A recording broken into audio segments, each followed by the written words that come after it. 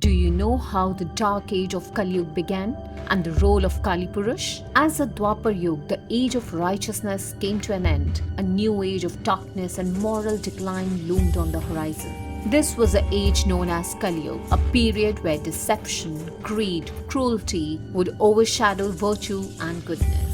In Hindu belief, time flows in cycles, with each age darker than the one before. Kaliyuga was destined to be the darkest of all, an era when negative forces would rise and take control. At the heart of this change was a dark force named Kali Purush, an embodiment of all things unrighteous. Kali Purush thrived on negative traits, deception, greed and lust, and longed to spread his influence across the world. But one powerful figure still held him at bay: King Parikshit. King Parikshit was a righteous and noble ruler, the grandson of great warrior Arjuna and the son of Abhimanyu. Parikshit has been born with the divine blessings. It was said that Lord Krishna himself had saved him as an unborn child when he was attacked in the womb by the powerful Ashwathama's Brahmastra weapon during the great Mahabharata war. Protected by this divine intervention, Parikshit was destined to rule as righteous king, honoring the legacy of his ancestors. He ruled with fairness and wisdom, upholding dharma, the path of righteousness, even as the world around him began to change. However, the end of Dwapara Yuga was near, and with it, Kaliyuga was waiting to unleash its influence. In Hindu cosmology, Kaliyuga is personified by a dark and malevolent force known as Kali Purush, the embodiment of all that is wrong and unrighteous. Greed, deceit, cruelty, and desire were his tools, and he sought to spread them across the world. Yet, as long as Parikshit ruled with justice and virtue, Kali Purush had no place to enter. Frustrated by this, Kali Purush devised a clever plan to gain his entry. He transformed himself into a simple, innocent-looking man, appearing humble and harmless. In this disguise, he approached King Parikshit with a heartfelt plea. Bowing respectfully, Kali Purush asked the king for a tiny space on earth where he could live peacefully. His voice was soft, his appearance unthreatening as he tried to gain the king's sympathy. Though King Parikshit recognized that granting any space to Kali Purush could lead to trouble, the disguised figure seemed so sincere that it made the king hesitate. The request seemed harmless enough, a small corner, a place of no significance. Kali Purush, in his humble form, continued to plead with Parikshit, speaking of fairness and how every being, even one as lowly as himself, deserved a place to exist. The king was known for his sense of justice and compassion. He played on Parikshit's principles, subtly pushing the king towards a decision. Finally, moved by pity and sense of duty to treat all beings fairly, Parikshit agreed to give Kali Purush a place to stay, but only in very specific areas associated with negative traits. Parikshit granted Kali Purush the right to reside in 5 places where certain vices existed: falsehood, where lying and deceit would prevail; intoxication, where addiction would have its hold; lust, where uncontrolled desires and immorality thrived; gambling, a place of greed and obsession with wealth;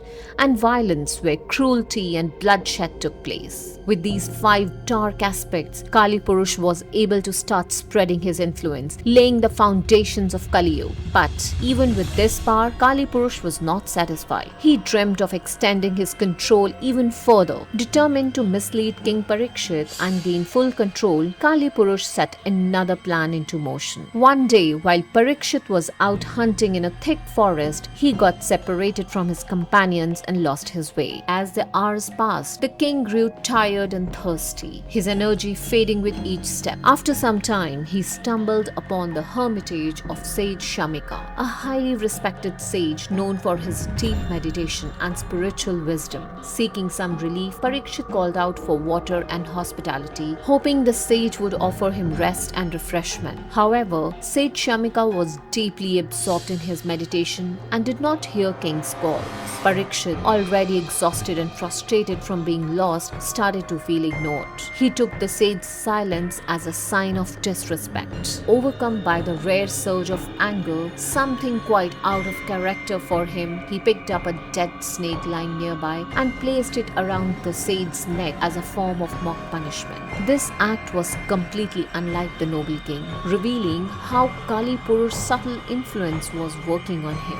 What seemed like a small act of frustration was actually a sign of the dark forces beginning to take hold, even in the hearts of the righteous. This moment marked the beginning of the Parikshit's downfall and showed how Kali Purush could exist even in the slightest slip in judgment. When Shringi, the son of Sage Shamika, learned about the insult to his father, he was filled with rage. In a moment of anger, he placed a powerful curse on King Parikshit. He declared that within 7 days, a deadly serpent would come to bite the king, bringing his life to an end. The curse marked the turning point that would ultimately bring about the tragic end of King Parikshit's life and reign. Unknown to him, Kali Purush, the spirit of Kaliyuga, had been behind these events, carefully planning each step. When King Parikshit realized the seriousness of his mistake, he felt deep regret. He understood that he could not escape the curse placed on him by Sage Shamika's son. Accepting his fate calmly, Parikshit decided to spend his remaining days in meditation and repentance, hoping to make up for his lapse in judgment. He gave up his royal duties and withdrew from daily concerns, focusing instead on prayer and seeking peace in his heart. He knew that the curse would come true and wanted to prepare himself for the end. On the 7th day, just as the curse had predicted, the powerful serpent Takshaka arrived. Without hesitation, Takshaka struck Parikshit with his deadly bite, bringing his life to an end. With Parikshit's death, an age of righteousness came to a close, and Kaliyuga, the age of darkness, began in full force, with lying, greed, violence, and uncontrolled desires quickly taking root across the land. Deception and selfishness spread like wildfire as the virtues of the previous age faded into memory. The dark age of Kaliyuga had begun, casting a shadow over the world. This was a time when the goodness and the righteousness would slowly fade, and the negative qualities like greed, dishonesty, and violence would grow stronger. Moral values would weaken, and people would find it harder to follow the path of truth. With Kaliyuga upon them, the world entered a period where darkness and selfishness would often replace kindness and justice. However, this story also holds a reminder of the eternal cycle of time.